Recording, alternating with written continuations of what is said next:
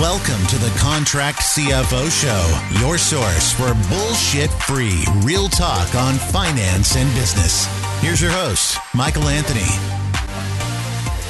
Welcome back to the Contract CFO Show, the #1 show for learning how to think like a boss and take control of your money.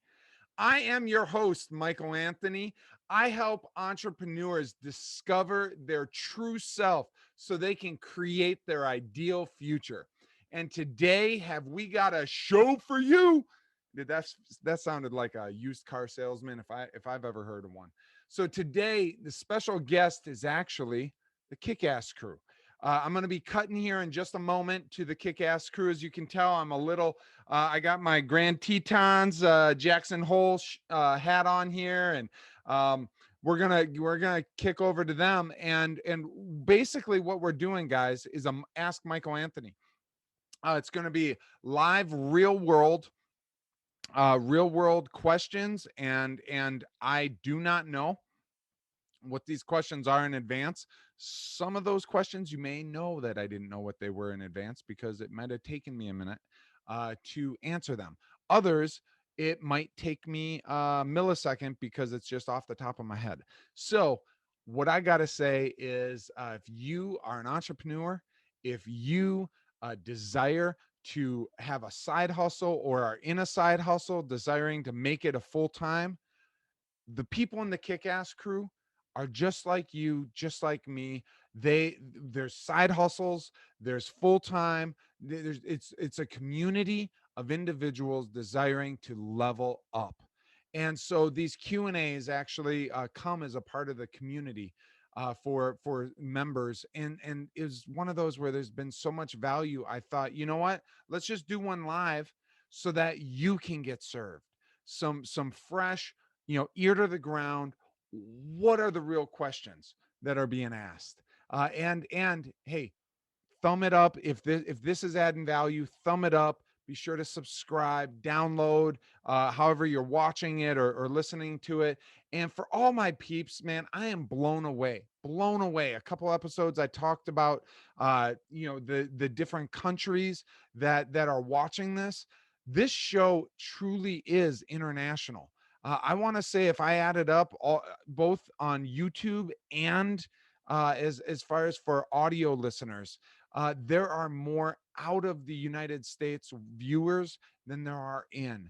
And for every one of you, I want to say, man, I am on. And those also, fuck it, it doesn't matter where you live. You're watching this, you're listening to this. I want you to know, like, you're in my fucking heart, man. I appreciate you. Not because there's, some I need praise and whatever, none of that bullshit. It's because I appreciate the fact I know how precious time is. And the fact you're valuing this show with your time, with your brain, you're giving the Contract CFO Show, you're giving Michael Anthony some real estate in your brain. Man, I fucking value that. And I purpose to deliver that value every time, not because of some striving thing, but it's because it's in my heart. It's what I desire to do, because it's what changed my life. And it's what continues to change my life. Are people giving full out? So thank you. I appreciate you. I'm actually recording this after what you're about to see. So my cup is completely empty. Just know, fucking pound it out. Now, let's throw it on over to the crew. All right, so I'm cutting it a little more casual today. Got my hat, got my Bigfoot shirt, and he's actually playing pickleball.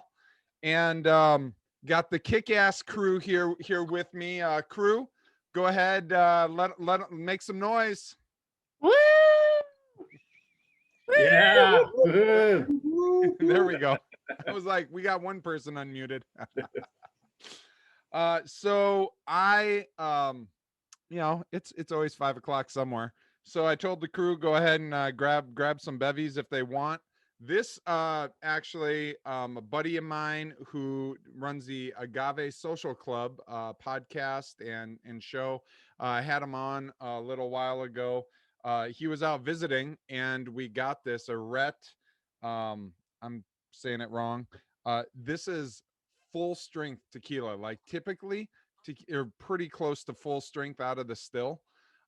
Typically, you get tequila, and part of what gives it the earthiness or the flavor is the type of water they use. Is it rainwater? Is it well water? Is it filtered water? Do they mix it? That sort of stuff.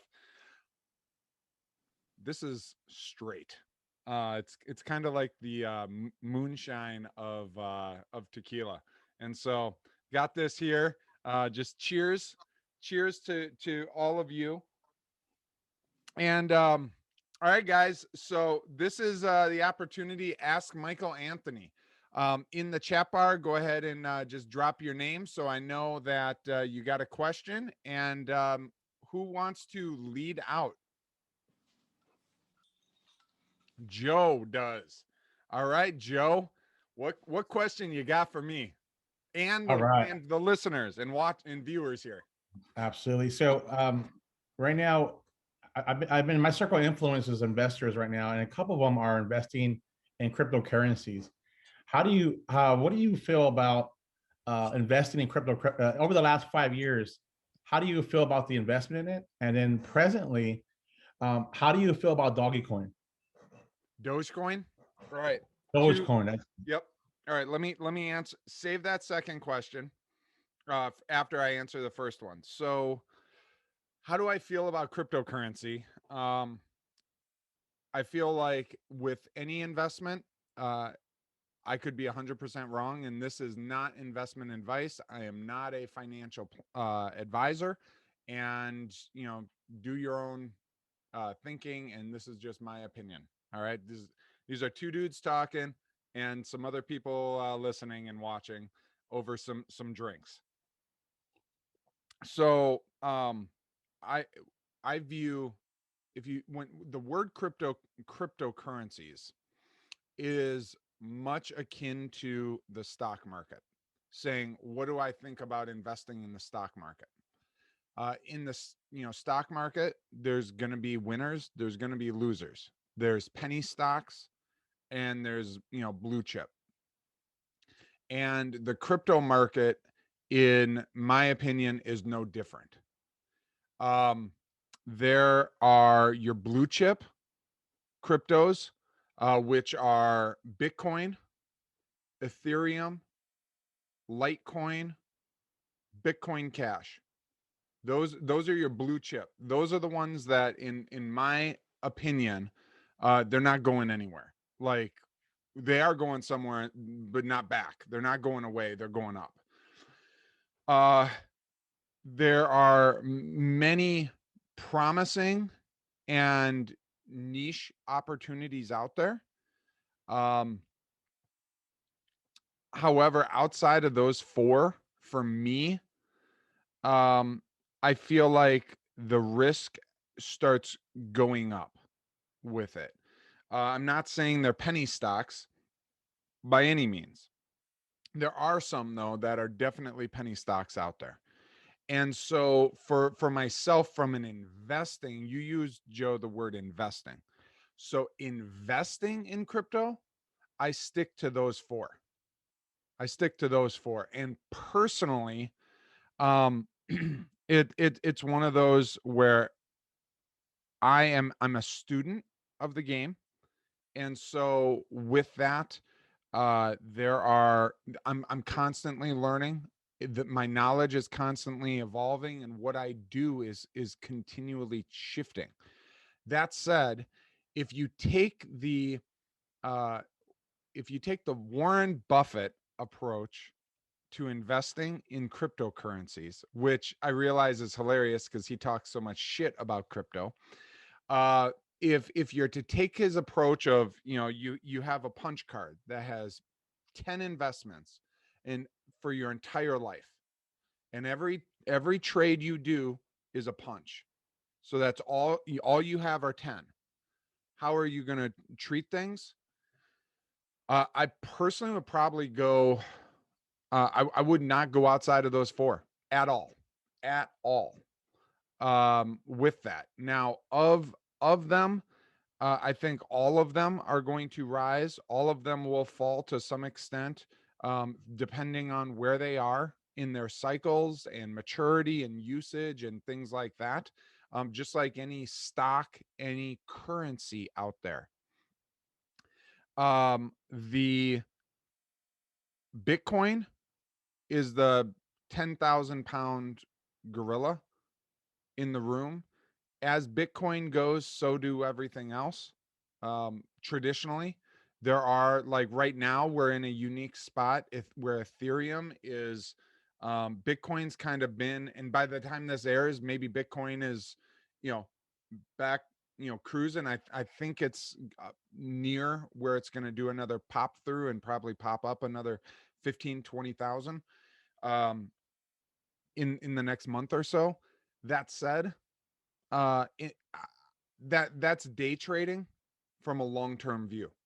At the end of the day, I personally believe that the first Bitcoins that I bought back in 2013, I personally believe every one of those are going to be worth a minimum of $1 million in my lifetime, a minimum. So whether a Bitcoin is 20,000 or 50,000 or 200,000, and again, remember, you can buy fractions. It's like, taking $1 and breaking it down into dimes or nickels or quarters or pennies. The penny version for a Bitcoin is a Satoshi. And it's like 0.0000000 whatever, one of a Bitcoin. And it might be, $20 or, something like that in US dollars, conversion right now. And, so from that standpoint of, I believe it's going to be, $1 million, as if I'm holding on to it, it's only going to go up. Ethereum, what I'll say about Ethereum is it is a much more complex crypto. It's a much more complex crypto. Bitcoin is simple in the sense of there's a finite amount, there's a there's a set release schedule where, every so many transactions, more get released through, quote, mining. And roughly when the last Bitcoin are going to be mined, and exactly how many Bitcoin will exist in total. So whereas Ethereum, Bitcoin, Litecoin, and Bitcoin Cash, all three of those operate that same way, where there's a fixed amount. So it's inflation proof. Whereas Ethereum, I don't know enough about it from a standpoint of, from a day-to-day, I believe that we will end up using Ethereum. On the back end, I believe they'll like, when I say back end, when I'm talking, say, what PayPal sends to Bank of America, sends to Walmart, that will probably be in Bitcoin. They'll probably transact in Bitcoin on that level, whereas the front side will be Ethereum, and there will just be conversion of currencies. No different than if I'm selling something in Canada, they buy with the Canadian dollar, it gets converted, and then I get paid in US dollar. And it's just, think of it as two different currencies, or country, currency type things. You can think of it from that standpoint. So those would be what I would invest in. And it can get, exciting, and, to chase these, like, even, just recently Bitcoin went down, and now Ethereum is up like 33%. So it can be tempting to switch. At that point, though, for me, that goes from investing, like long-term investing, to day trading. And there are a lot of people who do make good money day trading in crypto. There are a lot of people who lose their shirt on it, on any stock, day trading, whatever. And ultimately, I can tell you personally, if you just have a will of steel and just fucking hold on for dear life, you're going to see appreciation. And just, yeah, maybe you end up, hypothetically, say you do investing and you end up with, in 10 years, $2 million, and that 2 million could have been 4 million. So yeah, it could have been double. Could have. It also, if you fucked up on your timing, could be 500,000. It could be 1 million. And so there's more risk involved with that. And what I find with most people, especially entrepreneurs, fucking busy running their own businesses, right? Like it's one of those where, it's more of a set it and forget it and just let it ride, stand from that standpoint. And one caveat on this is a warning from a standpoint of understanding what you're investing in and how the seasonality and the seasons, there's another word I'm looking for other than seasons, but we'll use that, of how crypto works, because it's a young market, it's an emerging market, and it is highly volatile. And so I had a guest on, I don't know, maybe 5 episodes ago, who said, he knew someone who left Wall Street with like 200 million or 100 million, invested it in crypto. It went up to, I don't know, 400 million or something, 300 million, and then lost his shirt, pulled out, and now he's doing something else. Well, that's because he jumped off the roller coaster ride halfway through. He jumped off after one of the big hills where it went down. If he had held on to it, and my guest even said that later, he was like, well, I mean, if he had held on to it, he'd probably, be back up and, double that now. And so that's where, people will lose their shirt in this cycle. There will be people, because my prediction is Bitcoin will probably triple from where it is right now, this cycle, minimum. It might go to 250,000 or more. It's not going to stay there, though. It's not going to stay there. And so you'll have people that buy in, say Bitcoin tops at, $250,000 a Bitcoin. We're just talking hypotheticals here. You go in, you buy 1 Satoshi, which is, I don't know, let's just say it's I'm making up shit. It would be less than 1,000. Let's say it's 1,000. Okay, let me start over. You have, let's say, Bitcoin in this current cycle peaks at $250,000, $250,000. You've bought in heavily, and for you, maybe heavily is $10,000. Okay, you have $10,000 invested, and there's talking heads saying this rally, it's going to 500,000. So you're like, I'm going to double my 10,000 to 20,000. Well, number one, you're chasing money as opposed to making a sound investment in something you believe is going to appreciate over the long term. All right. And whenever we're chasing money, 9.5 out of 10 times we're losing. Hey guys, Michael Anthony here, and I have a question for you. Are you out of work or unhappy with your career? Are you tired of your boss giving you crappy raises? How about not being able to provide the life you want for you or your loved ones? Do you earn great money, but you're just tired of being someone else's bitch? If so, I invite you to visit workwithsymmetry.com/change to learn about the career that forever transformed the trajectory of my life. And it could change yours too. Like I said, this career isn't for everyone, but if you're unhappy where you're at, I encourage you to go to workwithsymmetry.com/change and take control of your life. All right. So, but let's say you put 10,000 in. Now, Bitcoin starts dropping, and inside of 3 weeks, Bitcoin has quote unquote crashed. The media is calling it a failure. It's, a scam. It's a Ponzi scheme. Everyone who, I read an article today from someone who was talking so much shit about Bitcoin, unfounded, yet I knew what he was doing. What he was doing is putting an article out there now so that he could reference it to say, I was right.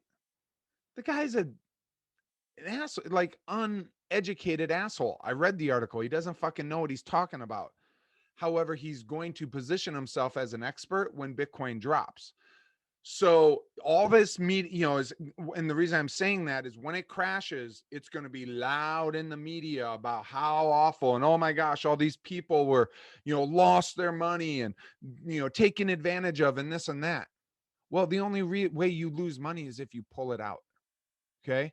You're going to feel the pressure. You're going to, oh my God, that was $10,000. I thought that was going to become $1 million. Now it's only $1,000. Fuck it. I'm going to take this and go on a vacation to, drink my sorrows away. Well, then you just had a really, the most expensive vacation of your life because, it was $1,000 trip that cost you 10,000. However, if you just keep that shit in there, if you ignore it, if you see it as $1 million and let crypto do its thing, look, there's no guarantees on anything out there, including the US dollar. This shit could evaporate one day. So that said, though, Bitcoin, Ethereum, all of it could fizzle at some, it could, so could gold, so could Amazon, so could, look at GE a few years ago. Fuck, you want to talk about an implosion, like anything can. Are you in for the long haul or not? And if you keep it in, let it do its thing, I myself believe with 99.99% certainty, you will not only have your, if it peaked at 250 and it crashes, let's say it crashes to 50,000. Well, the thing the media isn't going to talk about is the fact it crashed to 50,000 when, 3 years earlier it was at 8,000. Okay. And that's how you just, if you look, it goes up. It goes up. It's averaged a 50% return per year. That not every year has it done 50%. Some years it does, 3,000%, and other years it does 0 or it does negative, 100% or something, it's just over the long run. So this was a really long response to your question about investing in crypto. I actually, let's see, when this airs in about 2 weeks, a week and a half after this airs, I will actually be at the Bitcoin 2021 conference in Miami. So if anyone watching this, if anyone listening, you're there, look for me. I will, I'll be there. So you had, first off, regarding that, Joe, does that help you? Does that answer? Yeah, I got about a 2-page notes there. So thank you. All right. And then you were asking about Doge, right? Yes. Okay. I got to see a recent announcement that, and I was just, wow. What you said earlier, explaining what it is, explain why the growth was there. So thank you. And I just saw him. He told me the story about it. It was like a coin that was made kind of like a meme, pretty much. Yep. As a And then joke. it took off. And then he just said that as a joke. And he said Elon Musk talked about it. And he said he's about to talk about it Saturday on Saturday Night Live as well. For me to dump some money into it, he dumped 4 last week and just made double in a week. And he's like, dude. So anyway, I just thought I'll start to share what I found out today. Yeah. Yeah. So what I would say to that, Joe, is easy come, easy go. All right. I just watched a video on a guy who became a millionaire off Dogecoin this year. Okay. It's real. Now, and look, Doge could, it has the value that people give it. Um, I don't know, and I could be completely wrong, and I'll be okay being wrong on Doge, because Doge could end up going to $1. It could, okay? It could go to, $5. It could. For me though, that is playing roulette. It's playing roulette. And it's chasing quick money. Whereas it to me right now, Doge is a penny stock.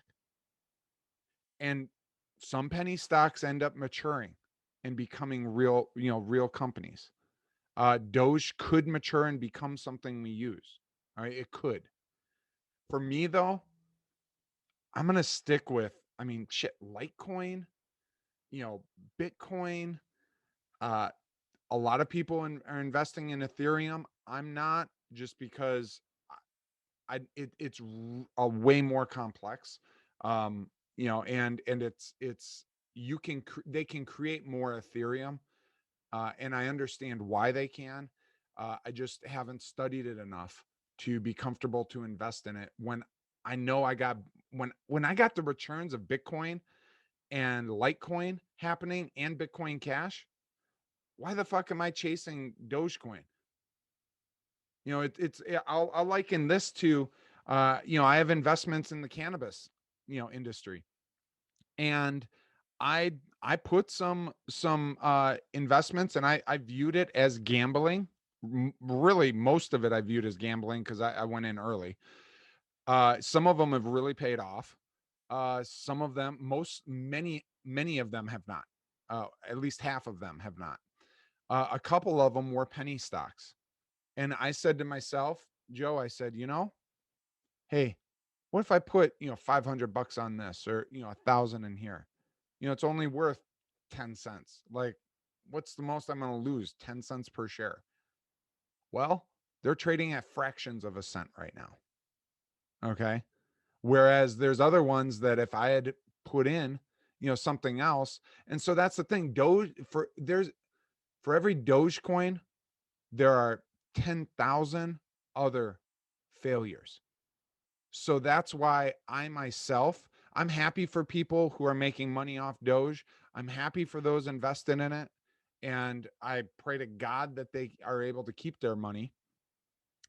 For me though, I don't have to worry at night about, my investments in Bitcoin, Litecoin, and Bitcoin Cash, because I believe they're going to be there tomorrow. They're going to be there 10 years from now, with that. So, all right. Is that good for you? Awesome. Excellent. Yes, sir. Perfect. Thank you very much. Appreciate those questions there. All right. Now we got Brian Garcia Larson. All right, brother. All right. So cheers. Cheers to you.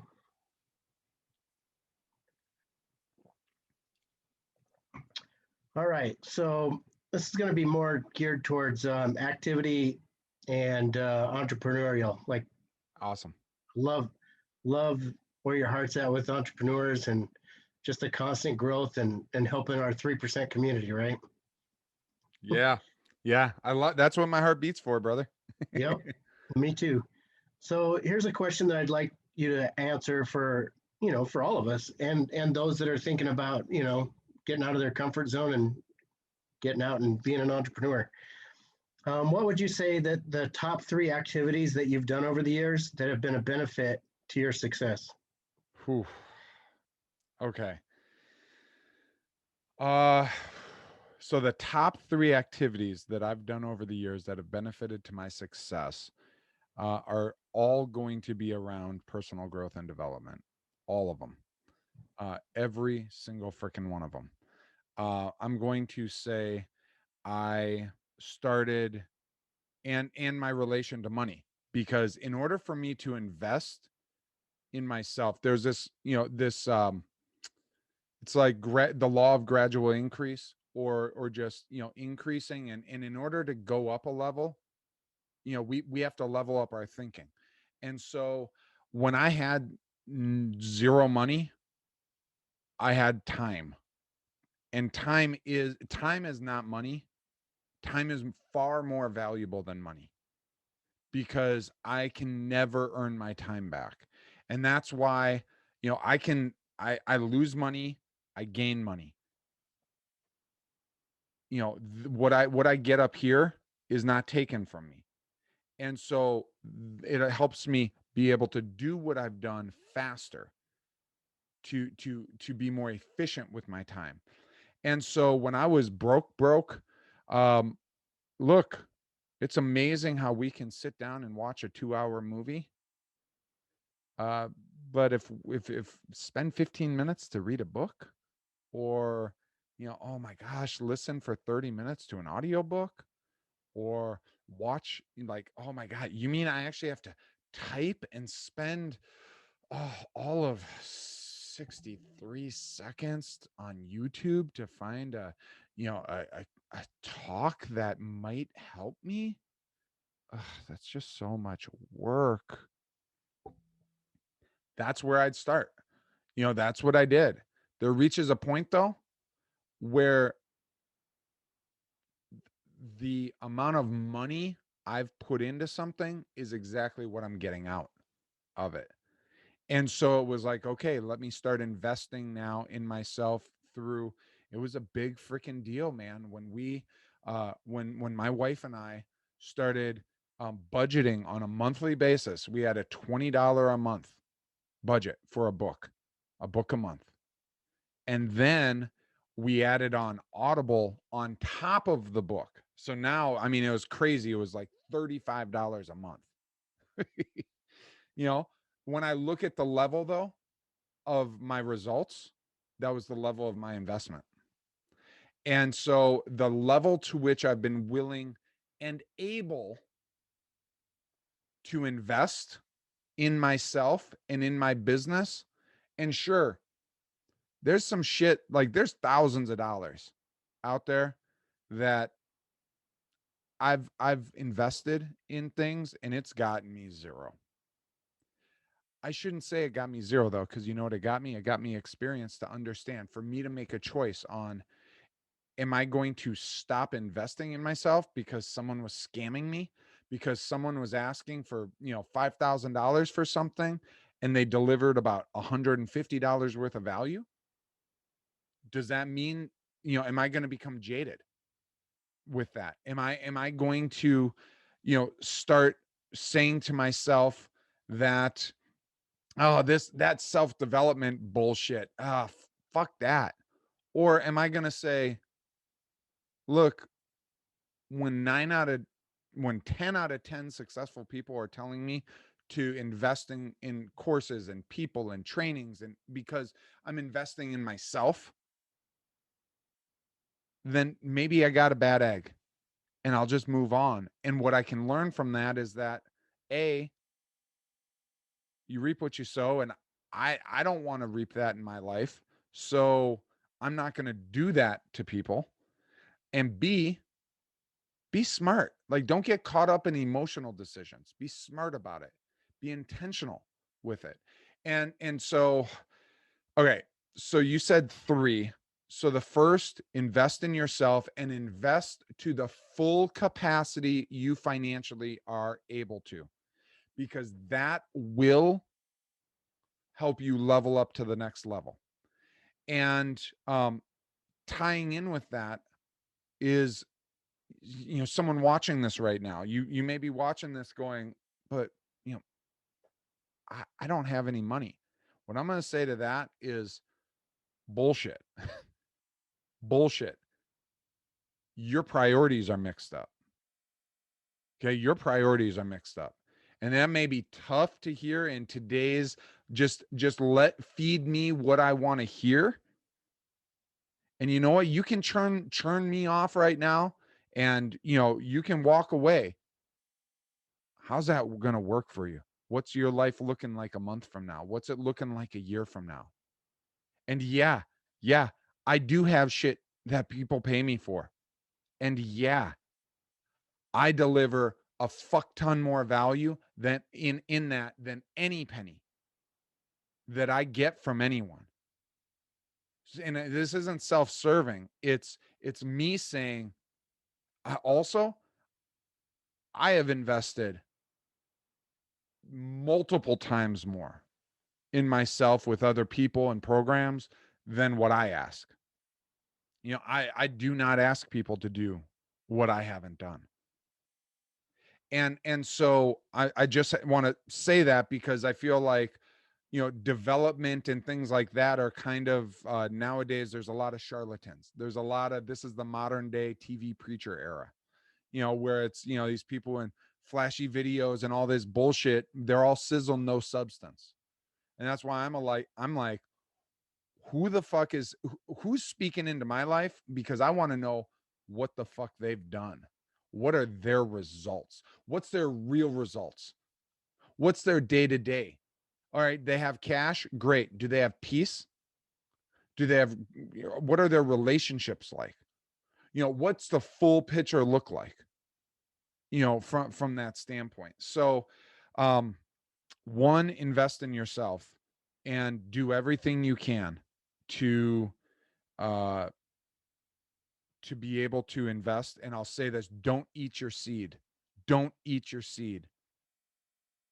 Fuck, man, do not eat your seed.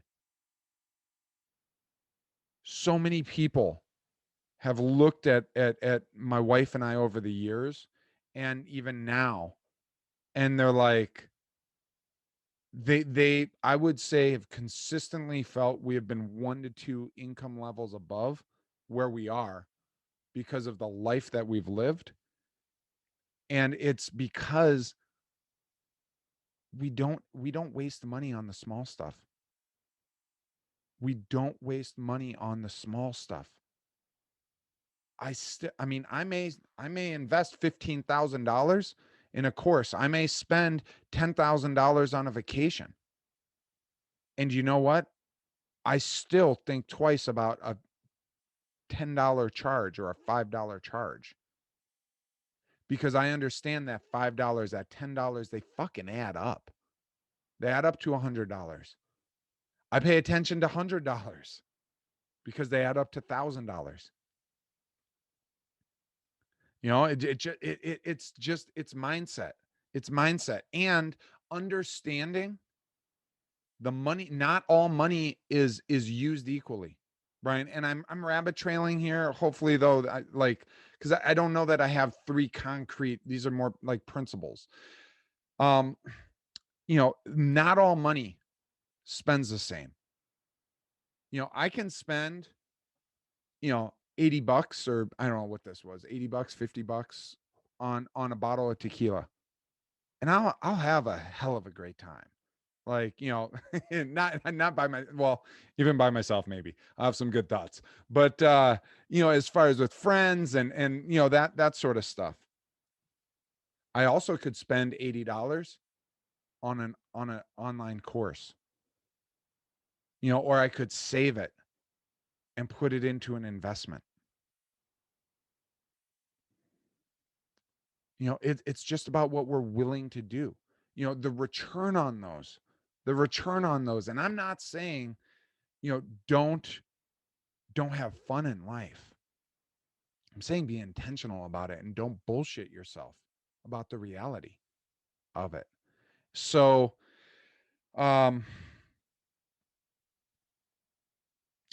what would have been the 3 things? So invest in myself, around growth, journaling. Now, I am a processor. I'm an internal processor. So a lot gets stuck inside me if I'm not intentional about getting it out. I'm a verbal processor, and there is something, and they the theys out there, have done studies and found that, when we journal, there is a brain to pen difference to typing, brain to typing. our brain, there's something about it's like therapeutic, and it releases emotion. It triggers different areas of the brain. So I just, even yesterday, I have a stack of journals, and I was rereading journals from even 12 years ago. So for me, journaling, I've seen, to the degree that I get the internal stuff going on out, that has allowed me to level up. There's been a direct correlation. There's been a direct correlation to my willingness to invest in myself. And I'll also say, every single time I've invested on a big scale, I've told myself this story. I don't have the money. I make the investment, and it's amazing, because I had the money all along. I had it in savings. I had it over here. I didn't eat out for that month. I didn't, or I didn't, I cut down on some groceries for that month, depending on the phase of life I was in. Or instead of going on this trip, I went over to this seminar. I made that seminar my vacation. And then, shit, what was that I was just talking about? Like, there was investing in yourself, and then journaling. And journaling, that's free. I mean, get yourself some paper and write, with a pen. And the third would be seeking a self-awareness of the internal programming I have in my mind. And tied with that has been counseling. Getting counseling for myself, at least. Now I'll say, I think most counselors are good people, and they desire to do good. And I also think that most people either don't really want help with their problems, or they want help at a drip pace, a drip, drip, drip of progress. So most counselors don't get results in a meaningful, lasting, 10 years later, someone is still talking to their therapist about the same shit they came in for a decade earlier. And I'll say, look, if that person's happy with that, if that brings comfort for them, great, do that. For me, I want fucking results, because the purpose of me going to counseling is to get a result, not to, I can go to a bar and buy some drinks and talk to people about my problems, and it would be a hell of a lot cheaper than paying a psychologist, right? And I don't mean that as a disrespect. That's my approach. That's my philosophy. So when I go to therapists, I want a fucking result. And so that's why it's taken me years. There are therapies that get results, and some of them in as little as one session. And I'm all about that. And there are times, and I will say, for someone listening to this, that is like me, I want to say 8 years ago, where my life was crumbling in the interpersonal relationship space. And I went to a therapist with that approach of like, look, I'm here for a fix. And she's like, well, you may be here for a fix, but the reality is, it's like someone who gets in a car crash and, is like jaws of life.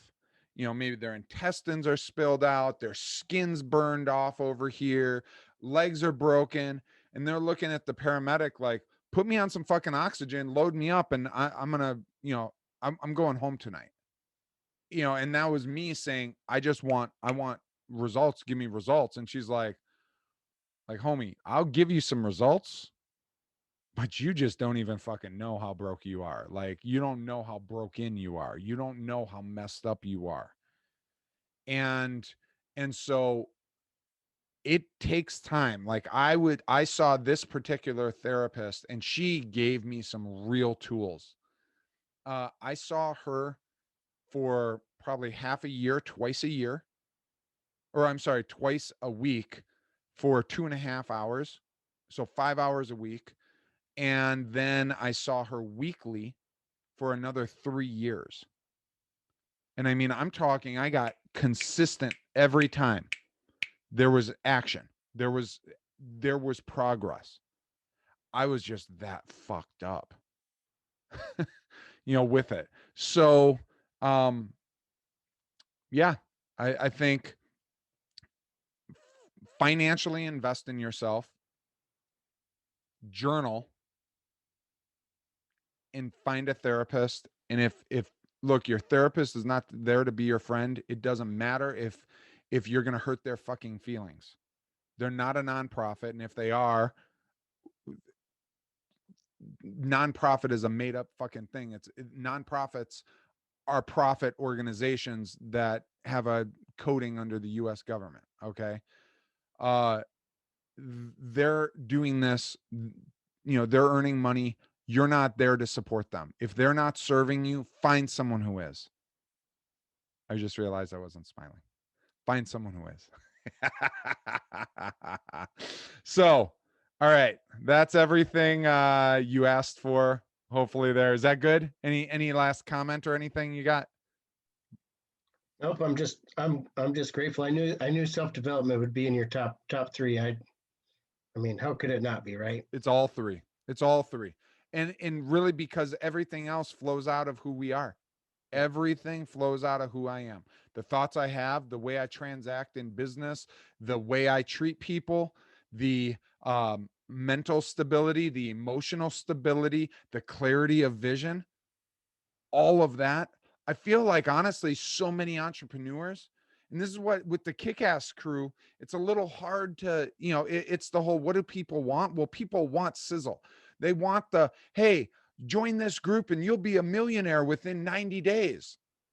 When the reality is, half of us, I think, hopefully not as fucked up as me, as damaged as I was, laying there on the gurney.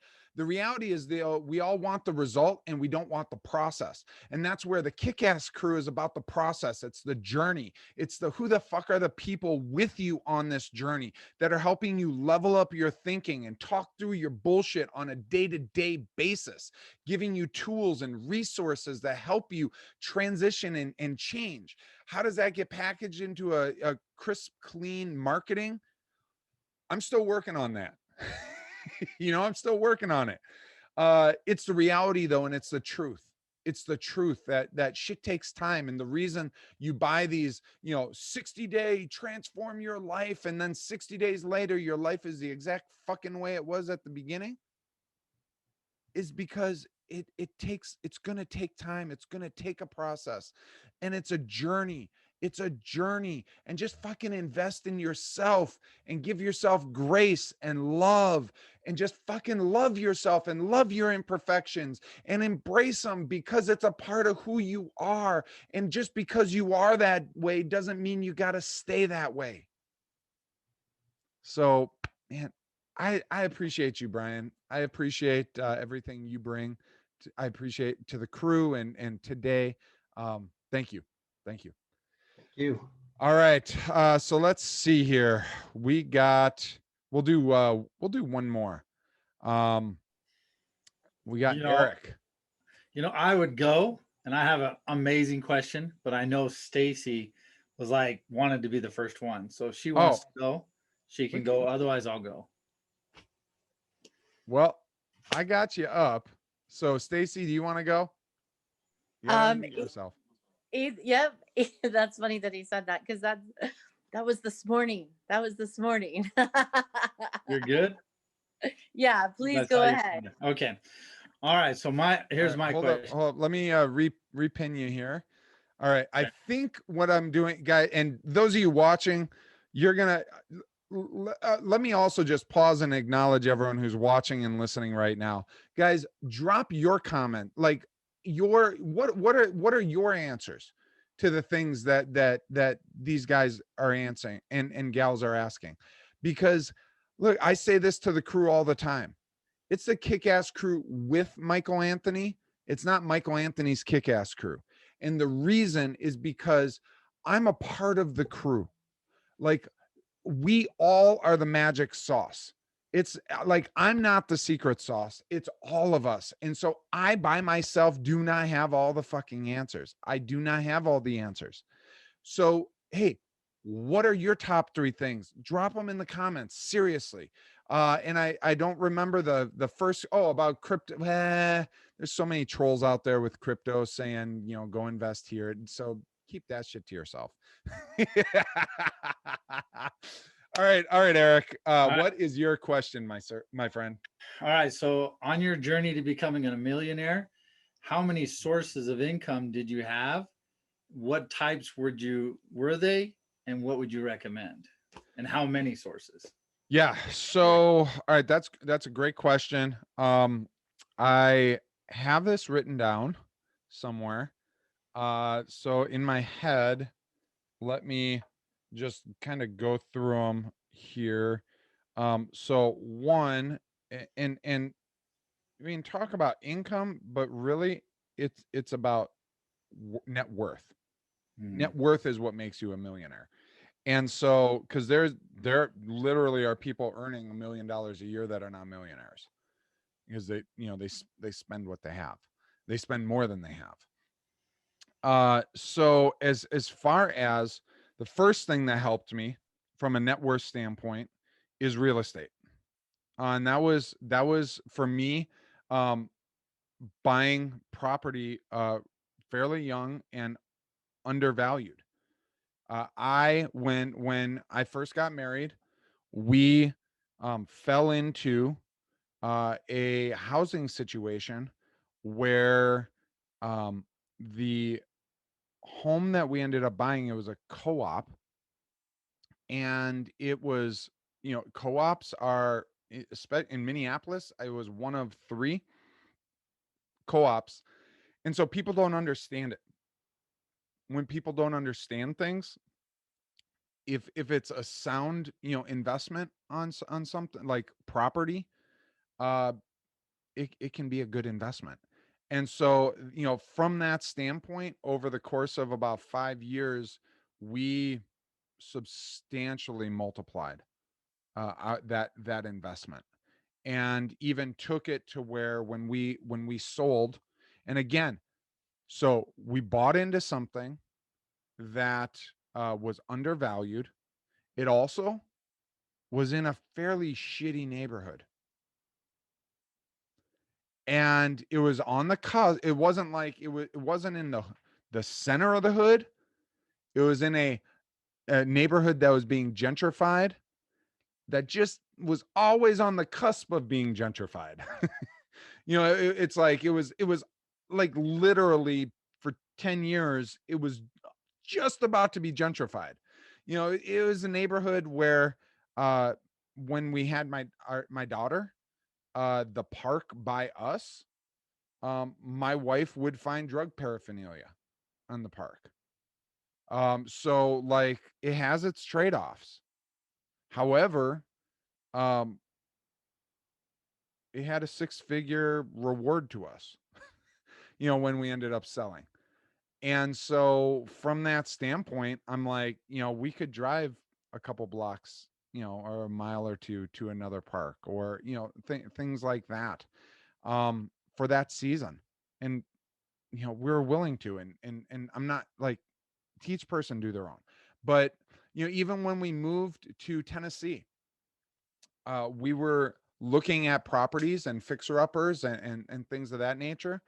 We bought in the city I live in at the time, and this was in 2008, so it was during the housing crash. The market really didn't crash down here a ton.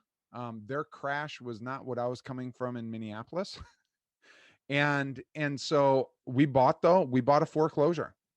We bought a foreclosure It was the only foreclosure on the market, and it had been on the market for like 4 months or 6 months or something like that.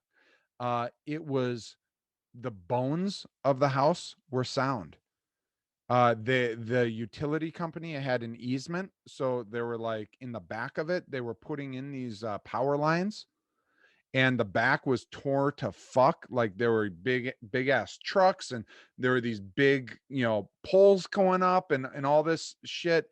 Some of the fence was knocked down, and there was literally like just a big ass fucking, like, almost grave in the back of the yard. Like, it was just, I mean, I understood for the area we live in, people were like, what the fuck is up with this house? And the longer it's sat, something must be wrong. Well, we bought it. And again, we did very well when we ended up selling it. Looking back, and this is a different part of my story, looking back, if I did have some, I don't regret anything, because everything works for my good. I am a firm believer of that. There is another way I probably would have played it to where we still own that house today. If I knew today what I knew then, which I didn't, and I did, so whatever. So real estate. All right. The big one. And I'd hear people talk about it. I did not understand it. And that is owning my own business. Owning my own business. Guys, every business I own, I can sell. And I will get money for it. That's a big fucking deal. And that's why, like, for me, one of my businesses, it is in the financial service arena, and I own an agency. My wife and I own an agency. Well, fortunately for us, with the company we're with, they don't have it. It's not a franchise where you pay. It's you start, you grow, and when you hit a certain amount in size, you get an ownership contract where it's, hey, instead of, State Farm, you pay us $250,000 or, whatever it is, to open it up, and then you own something. It's the opposite. It's, let me start with nothing, bootstrap it, build it up, and now I have something. And I literally own it. Like, I brought it to the lawyers. It's mine, or it's ours, my wife's and I.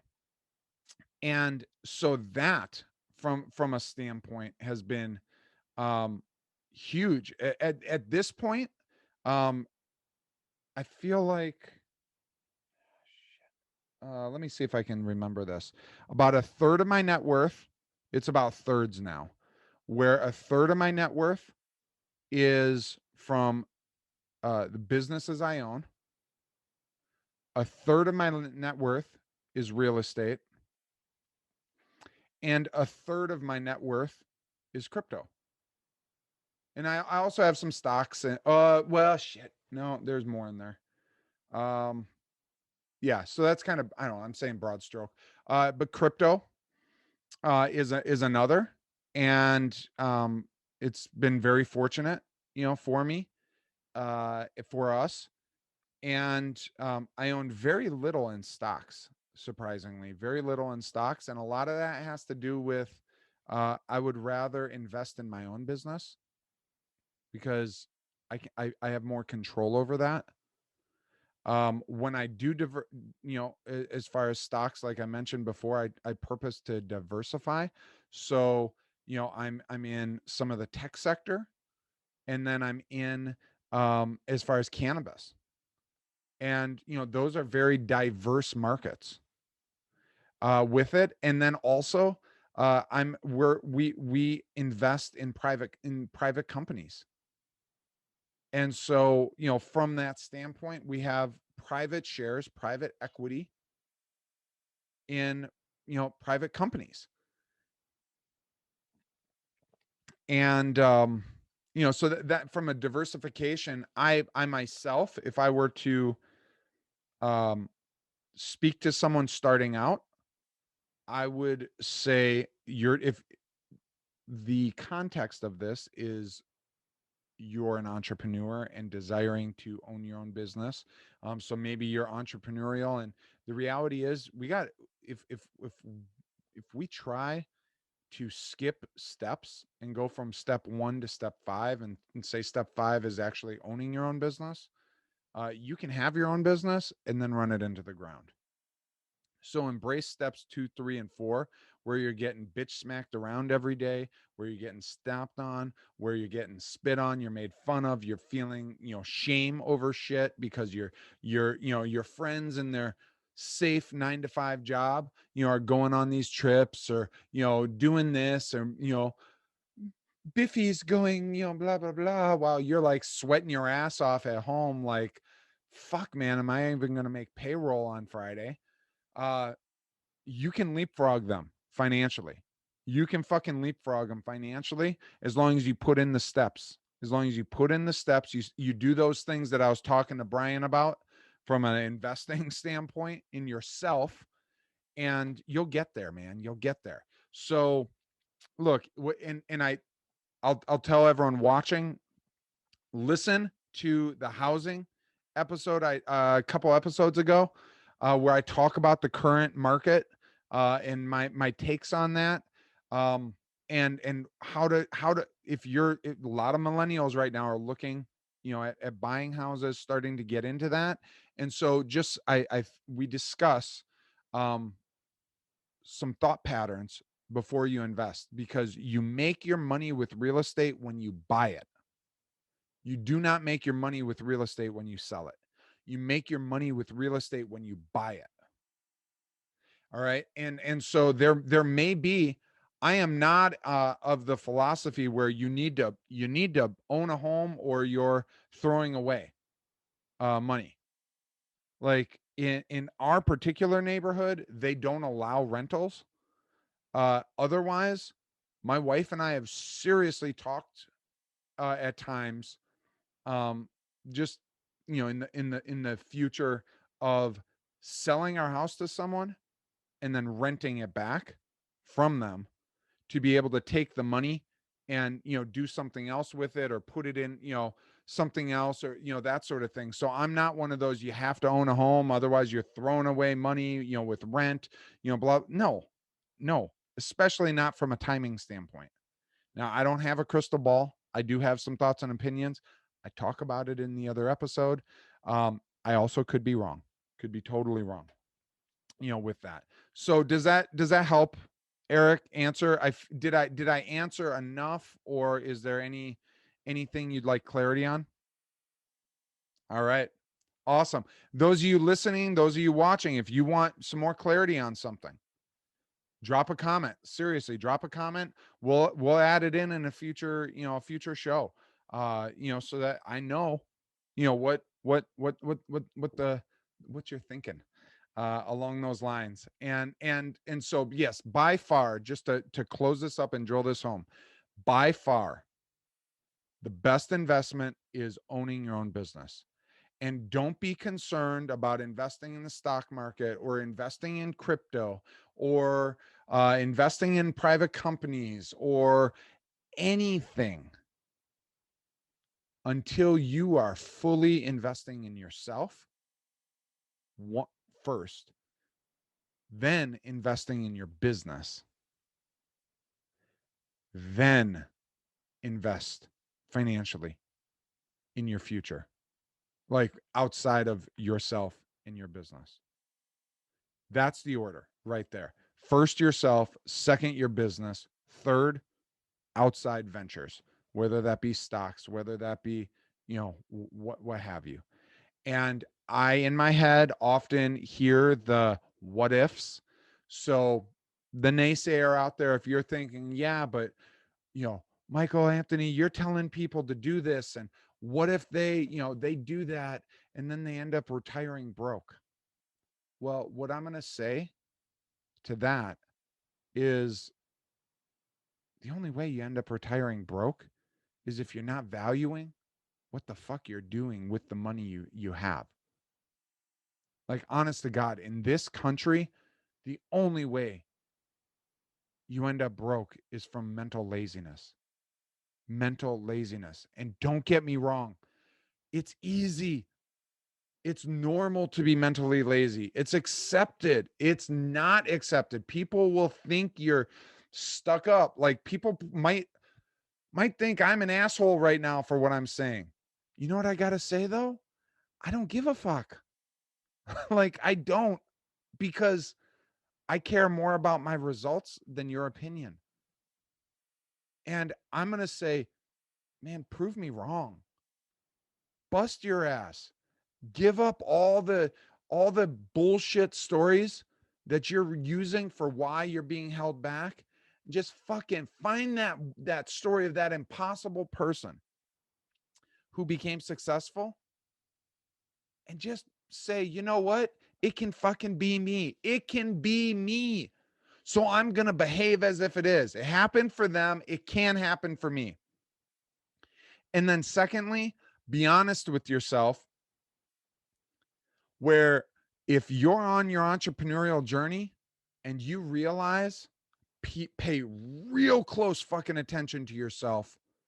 And if you are in the honest, your head in the pillow, that moment between when your head hits the pillow and your eyes close for the night, and you have that just gnawing, honest thought that you really aren't cut out for entrepreneurship, then get a fucking job. And I don't mean that in a negative way. I mean it in an honest way. Like, there's nothing wrong if you want, $50,000 a year and, to sit on your Barco lounger watching Netflix. Let me tell you, most of the history of humans would trade for what you have the opportunity for in that. There's no shame in that. And if that's not for you, keep your ass out of that fucking Barco lounger until you can fucking, paint it in gold. So, all right, y'all. I appreciate y'all. You guys are fucking kick-ass. For those of you watching, listening, I trust to share this added value for you. And just go ahead, drop comments, thumb it, subscribe, share it, spread the love. Until next time, keep kicking ass. Cheers, my friends. That's a wrap. Congrats on investing in yourself with the Contract CFO Show, hosted by Michael Anthony. If you've enjoyed today's show, please leave a comment and tell a friend to check it out on YouTube or however they get their podcast on. Follow us on Facebook and Instagram at Michael Anthony TV. Visit michaelanthonytv.com to find show notes and past episodes. Plus, you can join the conversation by submitting questions and topics you want to hear. And remember, tomorrow can be better than today. The choice is yours. Now, P.S. Don't be a dumbass. Remember, this is a conversation and not meant to be personal or legal advice.